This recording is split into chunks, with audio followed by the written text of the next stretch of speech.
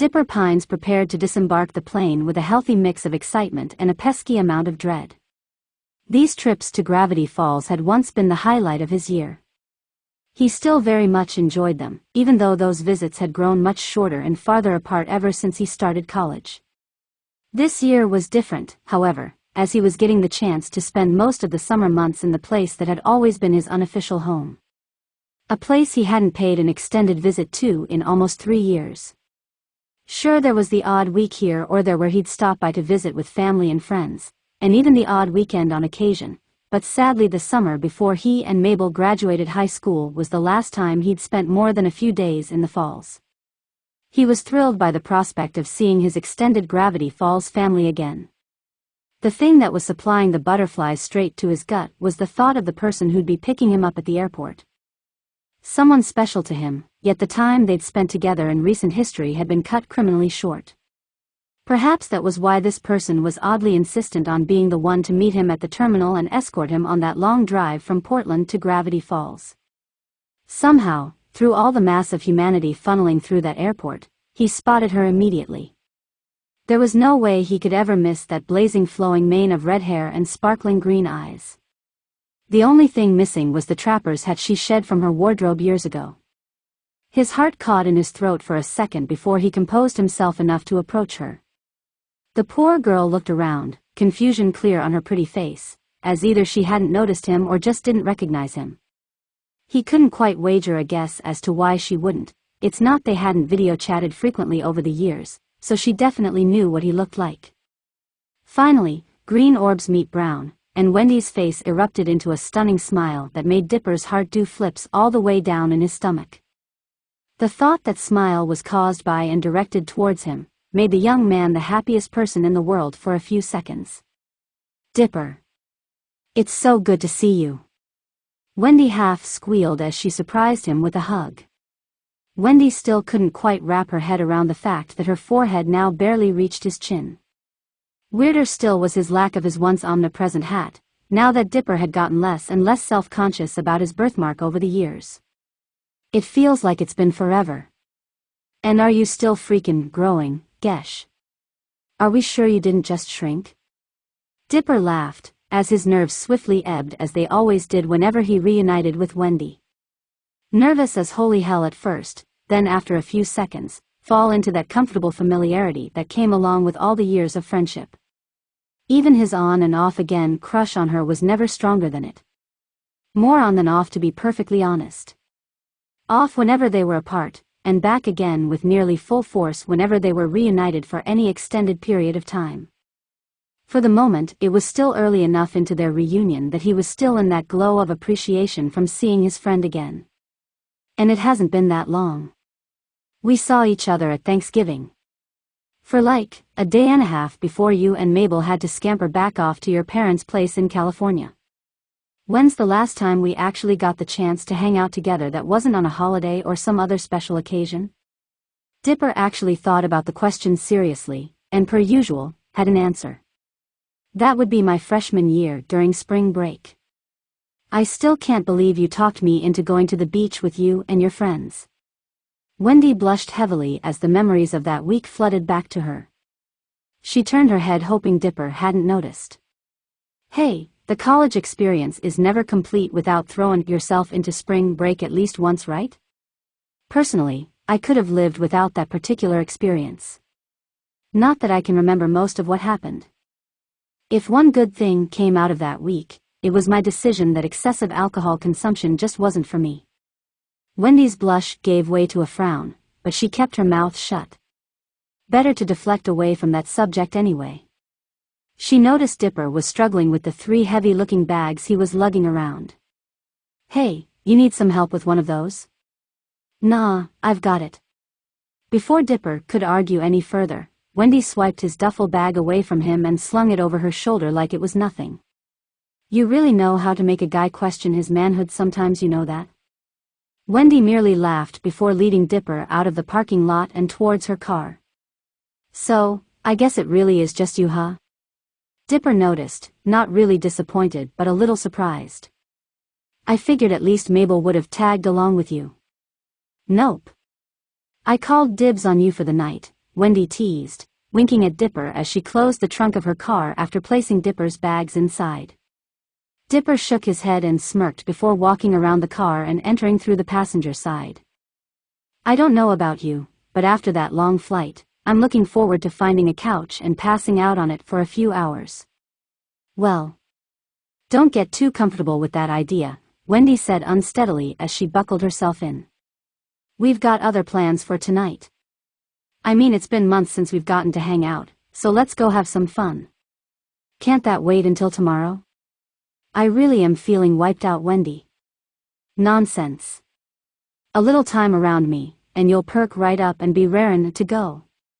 You know it, and I know it. Dipper couldn't quite argue her point. Wendy did tend to have that effect on him. The thought of spending time alone with Wendy wasn't exactly unappealing either. All right, you win. What did you have in mind? Dipper began regretting his decision the second Wendy pulled into the gravel parking lot of the bar. The primary issue was painfully obvious to him at least. Wendy. Not that Hennessy's doesn't sound fun, but you do remember that I'm not 21 yet, right? Don't worry about it, man. They're very liberal with their cardend policy, and when they see you're with me I bet they won't even bother to ask. That sounds cool and sketchy at the same time. Still, I'm not much of a drinker either way, Wendy. He wanted to compare the taste of alcohol to that of vomit but decided to keep that critique to himself for the moment. Well, then you can watch me get shit-faced and drive my ass home. Come on, man, I'm not asking much. Just loosen up and have some fun. Right, because serving as your designated driver was exactly what I was in the mood for. Dipper grumbled under his breath before they exited the vehicle. Still not sure why this couldn't have waited until tomorrow night. Dipper was pleasantly surprised to find the establishment wasn't just a dinky little dive bar, but rather more of an upscale pool hall that just happened to have a bar and grill attached to it.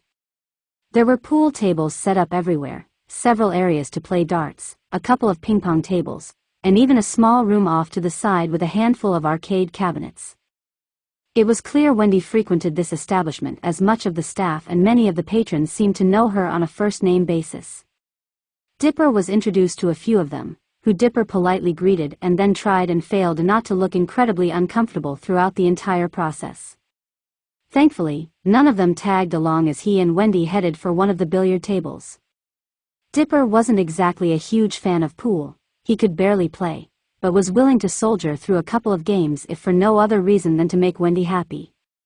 He did enjoy the occasional smile, snort, or chuckle was able to draw out of the redhead by self-deprecating himself over his lack of billiard skills as Wendy thoroughly routed him. At least he could still make her laugh, assuming the trio of beers she'd downed already wasn't making Dipper appear more humorous than he actually was. Dipper did finally start to enjoy himself a bit when they made their way to one of the dartboards. Now darts he could handle. No athleticism required, just a tiny bit of hand-eye coordination and you were good to go. Not that pool required you to be a track star or anything, but the skill set required to be good at billiards was something he severely lacked. Of course, ironically, it couldn't all be fun and games. Halfway through their second match, and guy Wendy seemed vaguely familiar with approached them. Well, Wendy anyway, and almost immediately started hitting on her.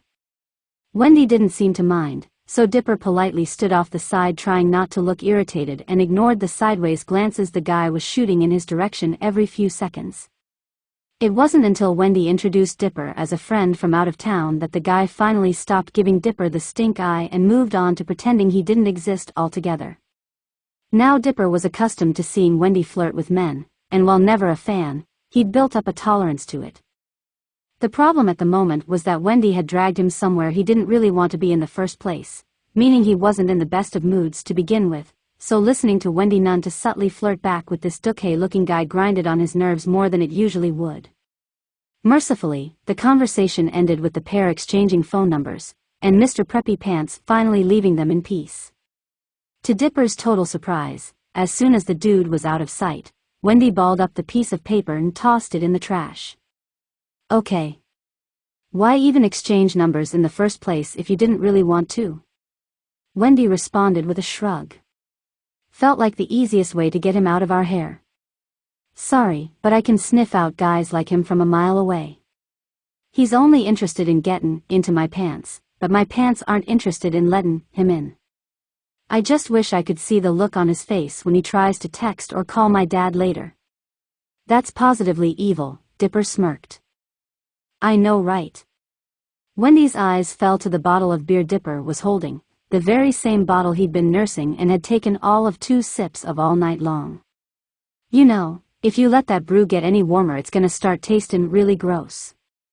Dipper wanted to say it already tasted gross but kept it to himself. It's fine. You know I'm not much of a drinker. Aw, come on Dip. A couple of cold ones aren't gonna hurt ya. Alcohol is a wonderful thing. Makes pesky little things like stress and anxiety melt away like they never even existed. Besides, it makes me feel weird that I'm the only one here drinkin'. Dipper regarded Wendy in confoundment. Wendy was well aware of his stance on alcohol, especially being underaged, and it just wasn't like her to pressure him into doing something he wasn't comfortable with. In fact, he couldn't quite recall a time when she'd ever really done so before. If anything, Dipper was always the one pressuring himself into doing things he wasn't necessarily comfortable with in hopes of impressing Wendy or just simply making her happy. Something he was still guilty of till this very day, if his presence at this bar wasn't a testament to that, so of course he gulped down another mouthful of his beer in hopes of appeasing her, recoiling in disgust the moment the liquid touched his tongue. Wendy couldn't help but chuckle at his discomfort. Warned ya it was gonna be warm and gross, dude. Dipper also elected not to tell her that the temperate had little to do with his reaction.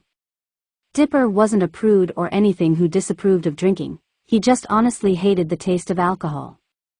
It was like trying to choke warm piss down his throat, or at least that's what he imagined hot urine would taste like.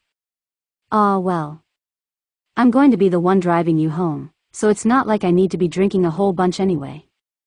Wendy frowned in disappointment, but before she could say anything else, yet another acquaintance of Wendy's called out to her. Dipper looked on, absolutely mortified as a group of around 8 people approached his friend. Hey guys. What's up? Another brief but awkward round of greetings followed. At least this bunch seemed a lot friendlier than the last guy that chatted Wendy up, but sure enough his worst fear came to pass. Wendy's friends invited her to join them at their table, and Wendy accepted. The group began walking away from him, and Wendy never once even looked back to see if Dipper was following after her. Not that it would have mattered, just making room for Wendy seemed to make their seating arrangements a bit cramped, so his addition definitely would have been that much more of a burden. Dipper wasn't too keen on the idea of rubbing elbows with complete strangers either, so he was content to find a lone stool next to the dartboard that hosted a game destined to never be finished and pressed his back against the wall. 5 minutes quickly passed, then 10. Before he realized it, Dipper had been anchored to that stool for 20 minutes, and Wendy hadn't once looked back to see where the hell he'd gotten off to. It's like she'd completely forgotten he was even there as soon as her real friends showed up. It was Tara at the skating rink when he was 14 all over again, the only difference being that he didn't think for a second Wendy was doing this on purpose. She'd just gotten caught up in a conversation with friends, as where the fickle girl from his past just wasn't particularly impressed with her date, so she spent most of the evening purposely avoiding him. Dipper was being extraordinarily patient by some standards, but by the 30-minute mark, he'd had enough. Growing increasingly uncomfortable surrounded by strange people and loud noises, Dipper decided that a walk outside would do him some good. Wendy was lucky he valued her friendship so much, otherwise he might have called somebody to pick him up and ditch her there. He had no desire to get Wendy upset with him, however, so instead he paced around the parking lot for a good 15 minutes before a certain redhead came running out of Hennessy's in search of something she'd misplaced. She found it almost immediately. There you are. Dude, if you're gonna wander off like that, then at least warn a girl first. Technically, you were the one who wandered off and left me looking stupid. I just got tired of waiting for you to notice I wasn't around, so I decided to get some air. But I didn't. It couldn't have been 45 minutes, Wendy. That's how long it's been since you left me standing holding a beer I didn't want in one hand, and a handful of darts in the other. 45 minutes to notice I wasn't even around, the guy you were so enthusiastic about spending time with, that you practically forced him to come along with you tonight. Dude, I'm sorry. I just got caught up in the banter with some friends. Wendy rubbed the back of her neck sheepishly. She felt horrible about it, but her pride still demanded she find a way to excuse her oversight. I really thought you took the hint that you were invited over too. You're usually just so quiet whenever I'm chatting with somebody you don't know. I guess I just figured you were around, but clammed up again. I'm really sorry, man. I've just been put through the ringer a lot here lately, and I just wanted to chill out and have fun tonight. And after a long flight and grueling final exams, all I wanted was to relax somewhere away from a lot of noise and complete strangers, Dipper sighed. And this incident only goes to show me that you didn't need me around to have a good time. So, if you don't mind, I'm going to call a car to come pick me up and take me to Mabel's place, so you can go back to enjoying yourself without having to worry if I've wandered off or not or making things awkward. Doesn't work for me, dude. I brought you with me tonight because I wanted to hang out with you. Wendy blushed faintly as Dipper's eyes narrowed. She fell silent for a moment, the irony of her own words not lost on her. She was doing one hell of a job welcoming Dip back to town for his first summer in ages. It may not have been on purpose, but she basically ditched the guy to shoot the breeze with a group of people she saw all the time and barely half-liked. Which I'm just doing an amazing job of, aren't I? Ah, screw it. If this really isn't your scene, why don't we ditch this place and move on to what I have planned for part 2 of tonight's festivities? There's a part 2? Dipper groaned. Wendy, look. I'm really burned out, and all I really want to do is call it a night. Don't sweat it, dude. I promise our next activity is more up your alley. Dipper still didn't appear all that sure. I'm probably going to regret asking, but I've kind of got to know what you consider up my alley. Man, I don't know. Wendy smiled smugly. Does an obscure local legend about a lake, a full moon, and a mystical being that can supposedly tell fortunes sound like something that might interest you? Dipper blinked. Damn, she was good. Yes, that does sound extremely intriguing. But it'll be just as intriguing to investigate tomorrow night when I'm not exhausted. I'm here for the next 2 months at least, Wendy, not just tonight, you know. Has to be tonight, dude. A huge part of the legend involves the full moon, and guess what happens to be appearing in the sky this evening? That's right. There was supposed to be a full moon tonight. Dipper kept a mental calendar of all the subsequent full moons throughout the year, not that he'd admit that to anybody. Hey, any celestial event alleged to be the cause for numerous odd and anomalous occurrences was all right in this book. Friday the 13th has practically a holiday in his eyes. Well, if tonight is our only option, I guess I can push through. It would drive me crazy having to wait another month to investigate. That's the Dipper I know. I'll be honest with ya, that was the main plan for tonight anyway. Stoppin' by Hennessy's was just a way to kill some time, and hopefully get that blood pumpin' a little bit. The location is deep in the wilderness though, so we're going to need more appropriate transportation. We'll have to stop by my dad's place first. Wendy blushed faintly again as she removed her keys from her pocket. Would you mind driving us there? As long as you're feelin' alright to drive yourself, that is. I dunno. Those 3 sips of warm piss I forced myself to drink really knocked me on my ass. Dipper mused, as he took the keys from Wendy, who looked at him strangely for a moment before smiling. Like I was going to let you behind the wheel either way. Well, next stop, the corduroy cabin, I suppose. Wendy was currently renting her own place in the town proper, but the old family home wasn't too far of a drive from Hennessy's. Dipper was a little confused when Wendy had him park a few hundred feet away from the home, only to walk him towards Manly Dan's tool shed. The large object covered in a tarp next to it might as well have had a big glowing neon sign above it, relaying to Dipper that whatever was underneath was the reason for the side trip to the corduroy homestead. Feast your eyes on this little beauty. Ta-da! Wendy removed the tarp, unnecessary pageantry included for free, revealing.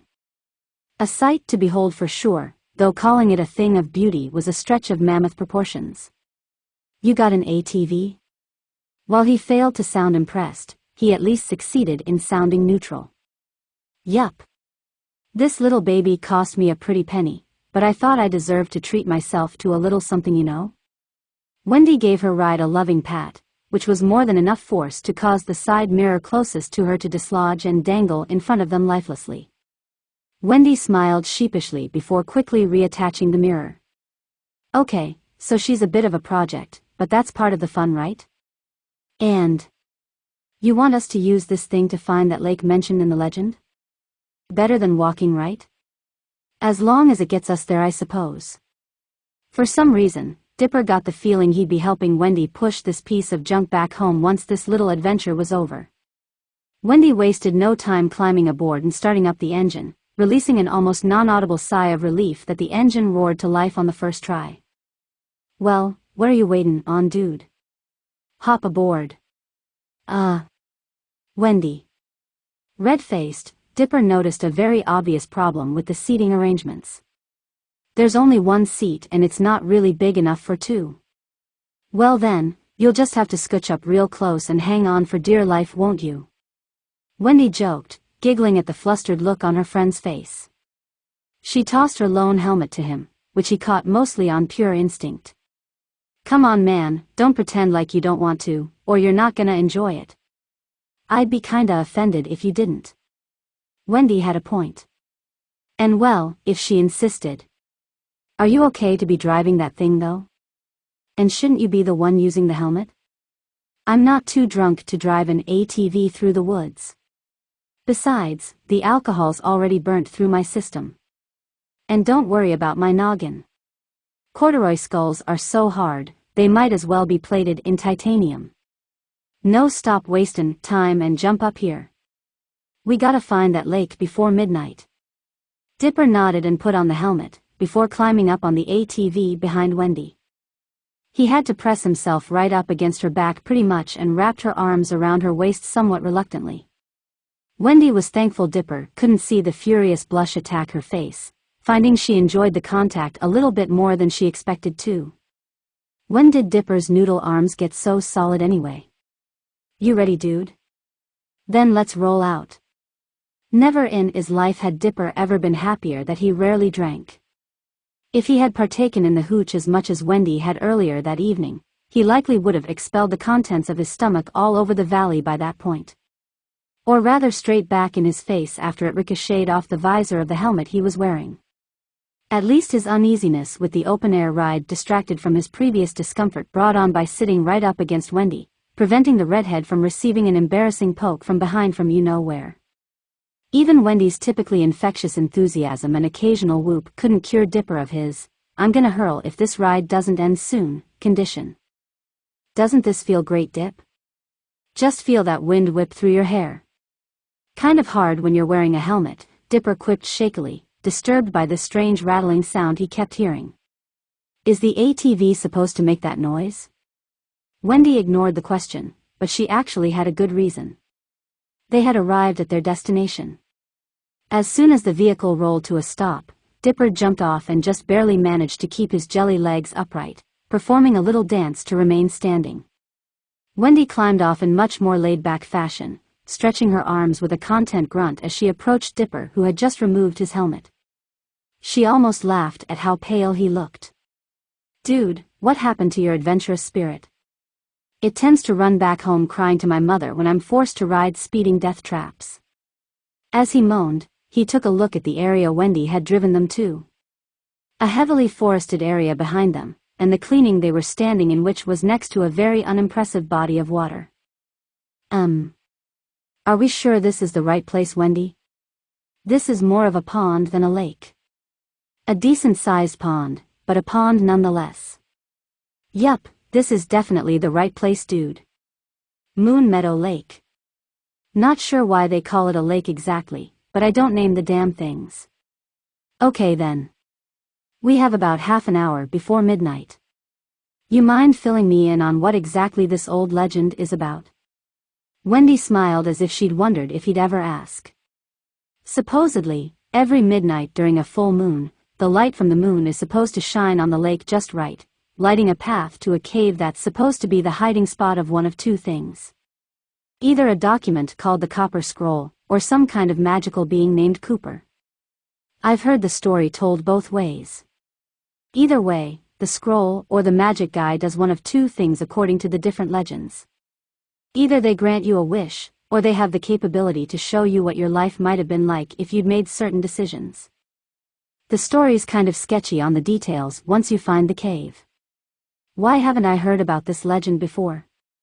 Dipper asked, legit confused and a bit annoyed that he could have missed out on a tale like this one. Even Grunkle Ford's journals had nothing inside them that even remotely resembles that story you just told. It's pretty obscure. Only a few of the old-timers really even talk about it. Face it, dude, this is a town where a lot of weird shit goes down, so it's only natural that a few of the less popular legends would practically get forgotten about over time. That actually makes sense when you put it that way.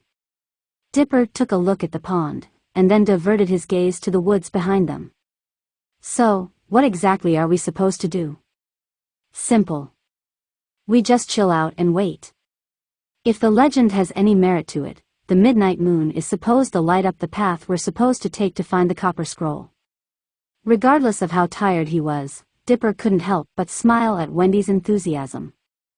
He wasn't expecting there to be any truth behind this tale, but you were never going to get answers without putting the work in, even as little work as this particular adventure appeared to require.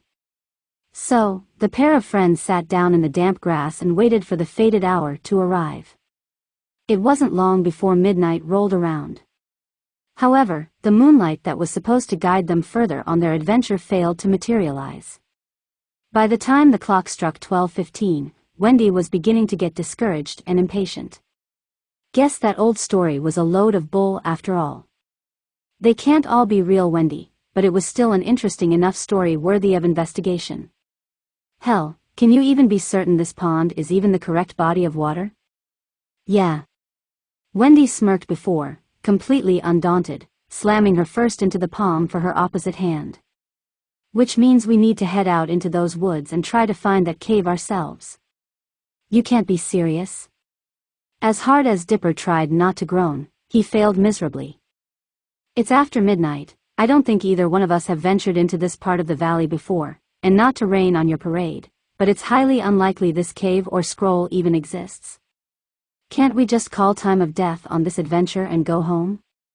We can do some more research, find out if this location best matches the descriptions from those stories you heard, and we can try again next month. Right, because I'm not smart enough to do research on my own without you holding my hand. Wendy scowled, folding her arms stubbornly. I hate to break this to you, Buster, but I've been exploring this valley since I was a kid. Trust me, this the only area I've come across that's even remotely a candidate to match what's in the legend. I wasn't saying you weren't capable. In fact, I'm actually impressed you put so much forethought into planning this little adventure. But oftentimes even the most well-thought-out theories turn out to be incorrect. You think I'm right about everything? The fact that the midnight moon didn't light a path for us to follow the way you expected is telling. What is up with you, dude? I've never had to twist your arms so hard to get you to investigate a mystery. Usually, the rest of us need to hold you back to keep you from getting in over your head. Because I'm usually not dead tired after having just stepped off a plane a few hours before. You know, I could say the same thing about you acting strangely. I get the whole urgency with tonight being a full moon and everything, but somehow I don't think that's the only reason you've been so pushy about dragging me all over Gravity Falls tonight. Well, excuse me for making time for you tonight. I thought you'd appreciate it after claiming how bad you've missed me while you've been away. My apologies for misinterpreting that. It won't happen again, I promise you that much. As easy as it would have been to let Wendy bait him into the frustration-laced argument she seemed keen on having, instead Dipper sounded much softer and sympathetic as he said, "Why do I get this feeling tonight wasn't so much for me as it was for you?" Wendy blushed faintly, temporarily lost for words. As much as she might have wanted to continue their argument, Dipper had that soul-piercing look on his face that always made her stomach do things she wasn't comfortable talking or even thinking about. Well, It's not like my life has been all sunshine and roses lately. I thought a night out to have some fun with a good friend might do me some good, and I figured that you, if anyone, would have been willing to oblige me on that. When Hennessy's turned out not to be your thing, I thought this would be the perfect alternative. Well, I hate to break it to you, Wendy, Dipper spoke in that soft concerned tone. I'm just not the, let's go out on the town and get hammered to forget our troubles, kind of friend. I'm more of the sympathetic ear, shoulder to lean on type of friend, so if you need to talk about it. Wendy stared at the ground, feeling a brief but strong pang of guilt over blowing up at Dipper at all. With a loud sigh, she sat down on the ground momentarily before flopping down on her back, spreading her arms out wide to either side of her. Accurately interpreting this action as her way of accepting his offer, Dipper sat down next to her and waited until Wendy was ready to share what was on her mind. It just feels like everything's been going to shit for me lately, Dip. I bombed out of college, my job freaking sucks.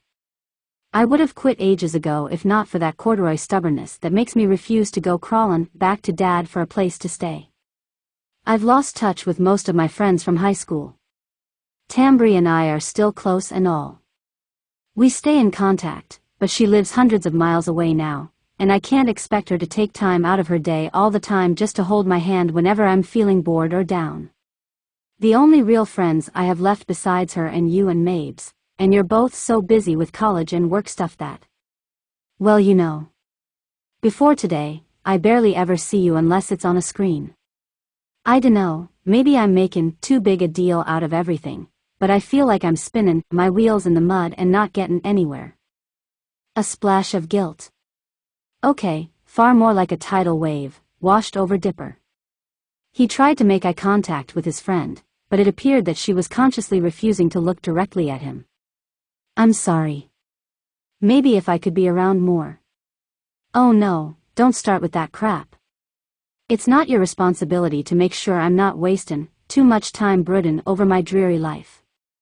I'm just venting, not subliminally trying to convince you I need a babysitter. With you coming back into town after all this time, I thought maybe we could rediscover some that old magic that made summers in Gravity Falls so much fun when we were younger. I know all that could have waited until tomorrow, but I was damn sick and tired of waiting. We still have tomorrow. And the rest of the summer to try and rekindle some of that old nostalgia. At least you got your ATV right? That's gotta be something to be proud of, I guess. That piece of junk. Wendy frowned in the direction of their mode of transportation. I'd kick that stupid thing, but it would probably fall to pieces from the impact. It's pretty much a symbol of how bad I've been screwing up lately. I couldn't even look you in the face when I was supposedly showing it off to you, because I knew you'd take one look at that ATV and then look at me like I was completely nuts. And I'd probably agree with you. That thing was a complete impulse buy. Thought if I bought something fun for myself then maybe I could outrun the wolves nipping at my heels for a little while longer, but nope. Just one more big heap of stress I've brought upon myself. Damn thing wasn't cheap either, and I've already put more money I don't have into maintenance to keep the thing running than it cost to buy it. I'd give up on the damn thing, but I feel like doing that would basically amount to admitting I'm a failure and how bad I've been messing everything up. You're still young, Wendy. This is the time of our lives when we're supposed to be screw-ups, while there's still time to learn from our mistakes and recover from them. Speaking of friends though, what about all those people at that bar place? You seem to know and were pretty friendly with most of them. They're acquaintances at best, Dip, and only when I visit Hennessy's. They're not real friends. You know, the type that notice something's not quite right with you even when you're trying your best not to show it. Or will listen to you while you pour your heart out to them like I'm doing with you right now. Definitely not anyone who'd call me up every year on a certain anniversary just to make sure I'm doing okay. Wendy finally managed to bring herself to face her friend and got rewarded with a warm smile from a slightly surprised Dipper. That smile quickly gave way to a frown. Why haven't you discussed any of this with me before? You always give off this relaxed vibe like everything in the world is fine. I don't like to complain or look weak in front of people, dude, you know that. Besides, it's not like I'm super depressed or anything. I've gotten good at managing my internal stress levels over the years. I had no choice, you've met my family. But then, there's time like now though. You know, when having someone like you around to talk to isn't something I particularly mind. Dipper smiled again, and soon both he and Wendy found themselves looking up at the stars. They were silent for quite a while before Dipper finally asked, "So, if this copper scroll thing was real, what were you going to wish for?" "It's kind of personal, dude." Wendy blushed as she rolled her head away from him, before quickly changing her mind. "Though if I can't share this with you, then who the hell can I talk to? What I would have wished for.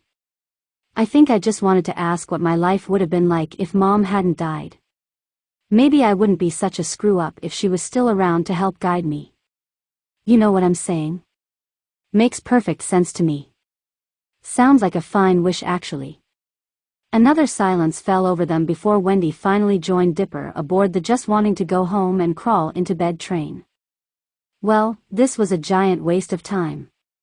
This legend is clearly a dud, so maybe we should call it a night. Sounds good to me. Oh, and if you'd like to go back to Hennessy's at some point, I'm willing to give it another chance. I might enjoy the experience more when I'm not feeling so jet-lagged and cranky. Careful with an offer like that. You know I'll hold you to it. Fate did not have a trip home in store for the young friends though. In an act of blatant plot contrivance, as soon as they stood up, the moon finally positioned itself in just the right spot in the sky to give its glow the appearance of a magical beam of light, illuminating a path through the woods to somewhere mysterious. Dipper and Wendy both turned to each other with wide eyes. "It's running a little late, but that definitely looks like the moon lighting a path to me. It's kind of beautiful." "Well, it's your call, dude. Do you want to head home, or should we check it out?" Dipper had to think about it. For all of 3 seconds before a smirk formed across his lips. "Well, we can't pass up an invitation like this, can we? You mind if I drive?" She didn't. Wendy whooped in exactment, as Dipper raced through the woods following the moonlit trail. "You handle this thing surprisingly well, Dip.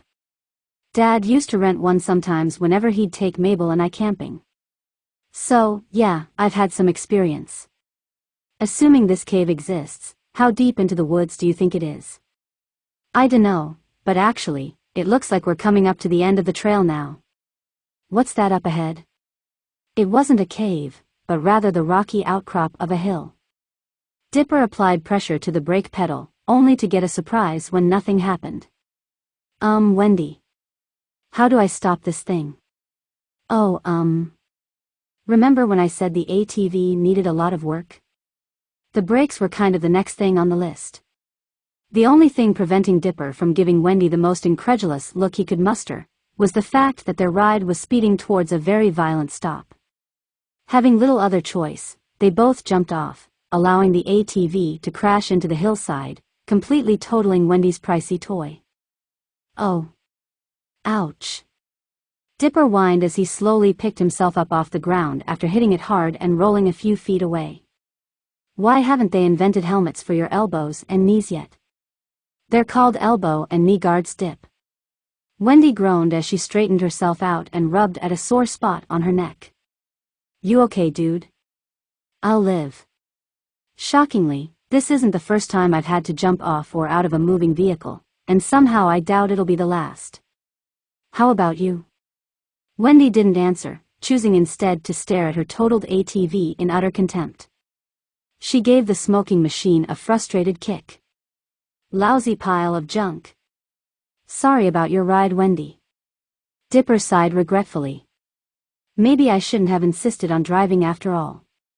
Pretty sure the brakes would have failed if I was driving, too, so it's not your fault, dude. I'm the one who overpaid for this hunk of junk when I knew I couldn't afford to get all the work done it needed to keep it running safely. The brakes are kind of important, and I never should have let that slide. I feel guilty for bringing us out here on this death trap knowing it wasn't safe, but I just had to show it off. Hey, we're both safe, so that's all that really." Dipper paused, distracted by what appeared to be a hole in the hillside, faintly illuminated by the bright summer moon. "Hold on a second. Wendy, help me move the ATV away from the hill." Though confused, Wendy complied and helped Dipper move the ATV backwards away from the hill, and quickly realized what had Dipper so curious when she saw several more chunks of what they'd assumed was rock fell away, revealing that there was indeed a cave or man-made chamber hidden behind the faux rocks. Dipper and Wendy gave each other a look, before they frantically began to dig in and chip away at the strange plaster-like material someone had used to seal away this chamber. It wasn't long before there was a hole in the hillside big enough for them to both peek inside, but were unable to make out much through the pitch-black darkness of the night, the moonlight only able to reach so far into the mouth of the cave. "Wendy, that legend of yours keeps getting more and more real as the night goes on. I didn't actually think." Wendy appeared unsure of herself as she turned to Dipper. "Should we go inside?" Dipper already had his flashlight in his hand and ready to fire up. "Haven't met a dark cave yet that wasn't worth exploring." Dipper led an amused Wendy inside. There really wasn't much to explore as the cave was relatively small. The only odd thing that stood out was what looked like a cave painting at first, but closer inspection of the wall doodles revealed to Dipper that they were a more recent creation and reeked of cryptography. The sight made both young adults uncomfortable. "Dude, am I the only one getting serious Bill Cipher vibes here?" "No, you're not. These glyphs definitely give off an unsettling vibe. I don't see a wish-granting, future-predicting scroll made of copper though." "Oh, I do. I don't think I like it, and neither will you." Dipper motioned to one of the glyphs on the wall, where the panting of a scroll-shaped image could clearly be seen. Only the shape had limbs, something on his head that resembled a fedora, and most strikingly, one singular eye to the center of the top of the image. "No freakin' way." Wendy shrieked as she took a step backward. "That looks a little too much like Bill's cipher for comfort." "You don't think it could be? It is a different style, hat and shape and all. Perhaps a different interpretation of what Bill looks like by whoever painted this." Dipper could tell on closer inspection that the cave art wasn't particularly old. Somebody sealed this cave up, meaning somebody didn't want anyone to find this cave. And seeing as this painting is the only thing of any note inside of this cave, preventing people from finding this painting has to be the reason. "Maybe we should leave then, and not tempt fate?" "That's probably for the best. But I'm not exactly comfortable leaving the cave entrance wide open so any idiot might stumble in here and accidentally create a total shitstorm. I hate to say it, but it might be better if we investigate a little and make sure it's safe to just leave it be for now." "You're probably right, but I'm not seeing much we can investigate, dude." "You're not wrong about that. Maybe there's a clue hidden within the painting, and we just need to look a little closer. I don't have any better ideas, so why not?" Wendy shrugged, but almost immediately noticed some writing etched into the wall. Chicken scribbles of alleged words Wendy didn't recognize. "Hey Dip. It looks like there's some kind of writing on the cave wall." "Well, that's certainly interesting." Dipper turned his head away from the mural and looked over at Wendy. "What does it say?" "Can't tell. The words look like total nonsense. Maybe a foreign language or something? Let's see. Chick. Ta. Ka. Nook. Chick, ta, ra, ning, amok." As the last word was spoken, the mural began to glow brilliantly, forcing the two friends to back away in fear, which quickly gave way to admiring the awe-inspiring sight in amazement. In the middle of the glow, a figure began to appear. As the light faded, a floating scroll-shaped being in a fedora had crossed over into their world. "Hello, customers. Welcome to my little shop of dreams and horrors." Dual shrieks rang out as both Dipper and Wendy jumped back again, Wendy pulling out her axe and pointing it towards the confused-looking being. "Stay right there, you little freak." "Whoa, whoa, whoa. Insult total unnecessary. And could you two please calm down? You're the ones who basically broke into my house and summoned me, so if you're spooked, it's kind of your own darn fault."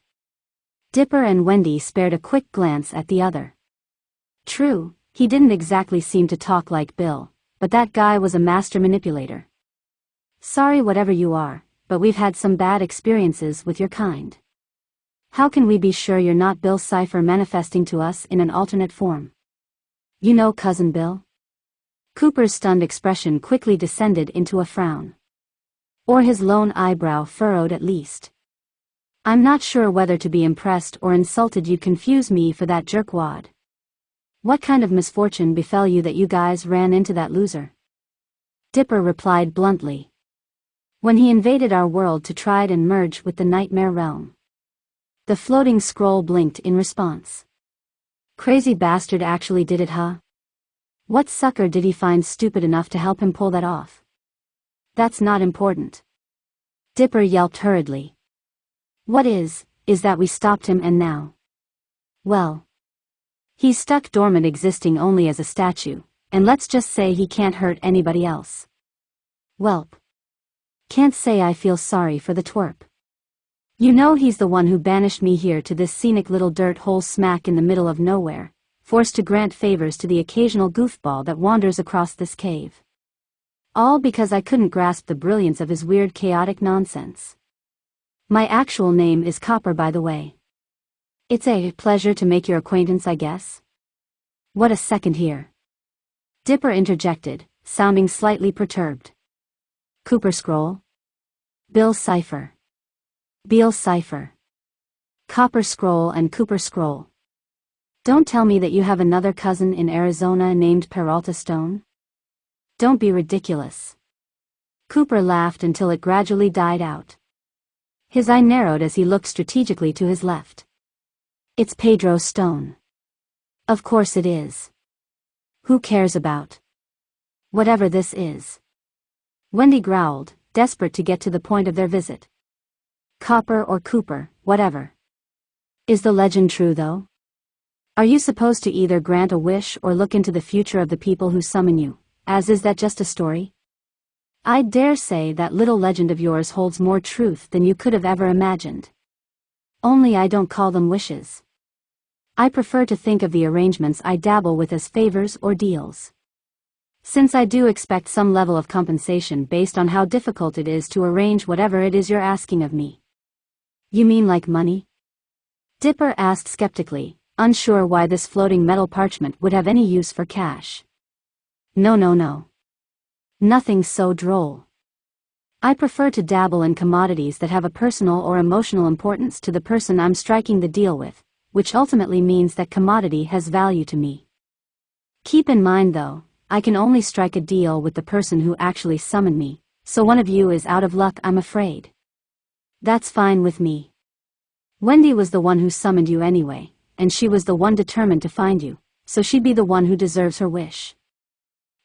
Favor granted to her. Ah, I see then. Cooper leered all over Wendy's body as he sized her up.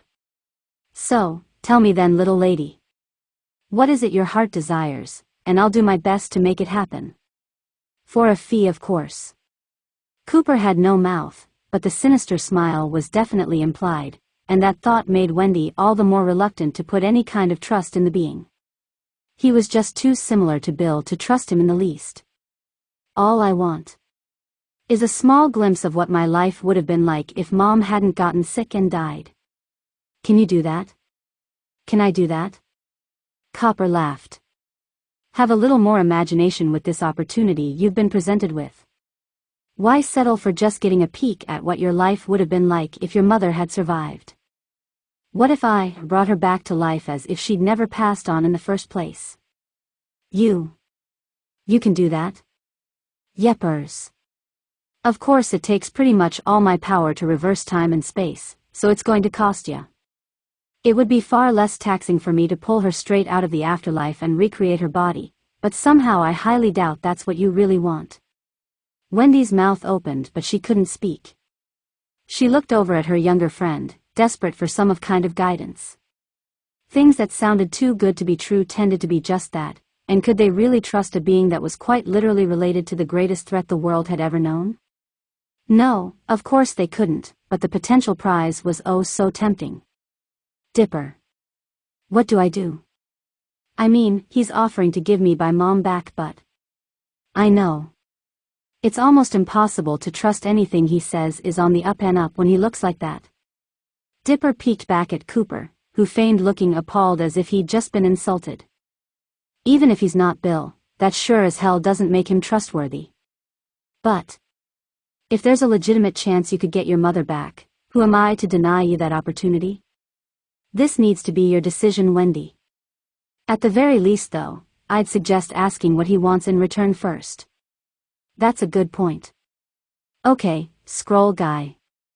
Wendy said as she turned to face the one-eyed floating parchment. You said it would cost me to bring my mom back. What exactly is it you want in return? Why, something of equal value of course.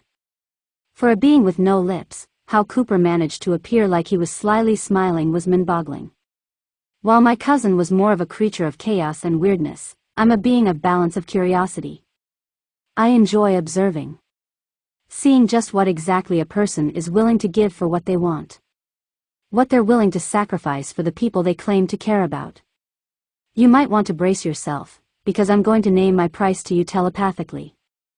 Sorry, but your boyfriend there strikes me as the overprotective type, and we don't need him influencing your decision now, do we? All right.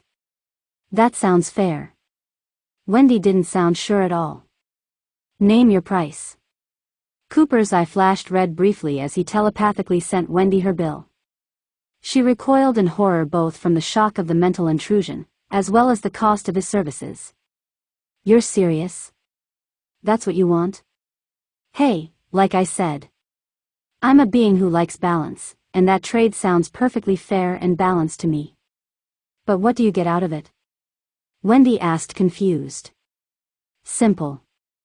I get to observe. That's what I enjoy most. Seeing how you and your family and friends react to their new reality, to satisfy my own curiosity. So what's it going to be, Red? Do we have a deal? You don't have to accept his offer if the price is too steep, Wendy. Dipper pleaded with her, concerned by her initial reaction to Cooper's offer. Wendy wasn't listening though. All right. I accept. Cooper appeared slightly surprised but pleased nonetheless. Now you're an interesting one. All right, let's shake on this as make it official. As soon as your hand's in mine though, the deal is final. Got that? Yeah. Let's do this then.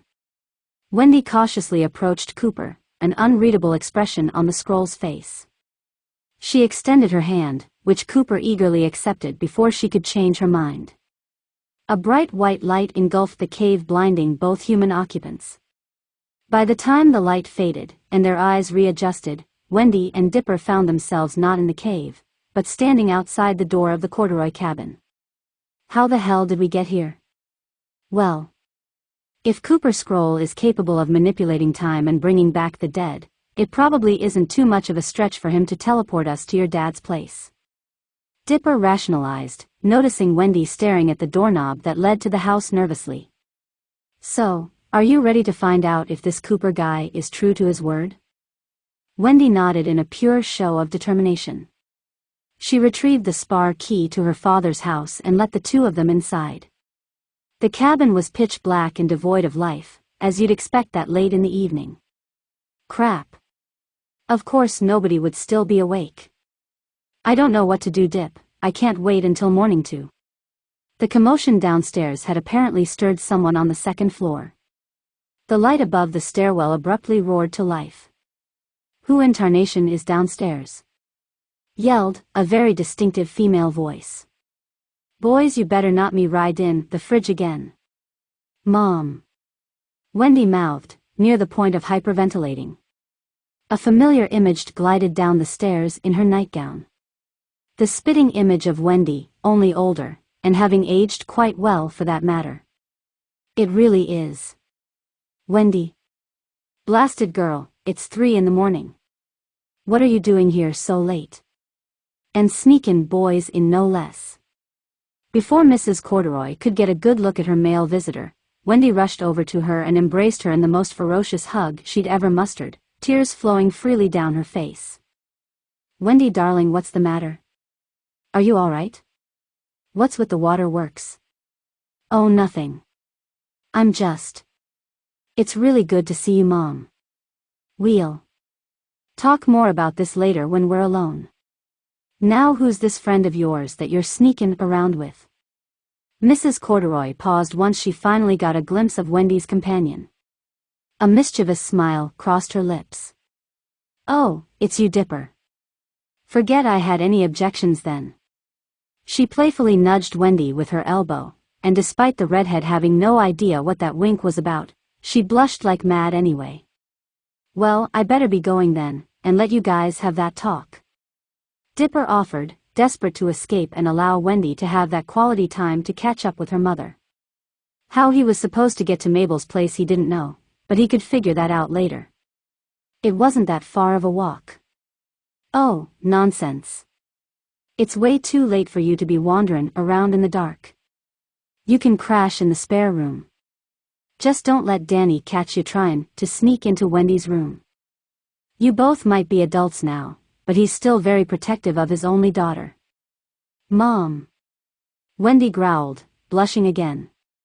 She couldn't believe she'd barely been reunited for 5 minutes with her once-deceased mother, and she was already embarrassing the piss out of her. I'm not sure that's such a great idea. I think Wendy would. Oh, stop your arguing. You do this every time you stay over, and you always cave in the end.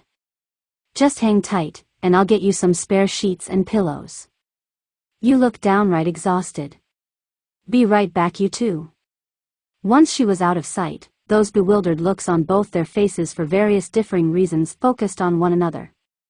Okay, so apparently your mom knows me. We really need to get the gaps in our memories filled so we don't slip up. Oh, and I'll head straight to bed too, and hopefully give you guys the time you need to talk. I can't imagine what you're feeling right now. Wendy smiled broadly, a hint of affection towards the boy, unsubtlety hiding in that smile. Amazing, Dipper. I can't remember the last time in my life I've felt this happy.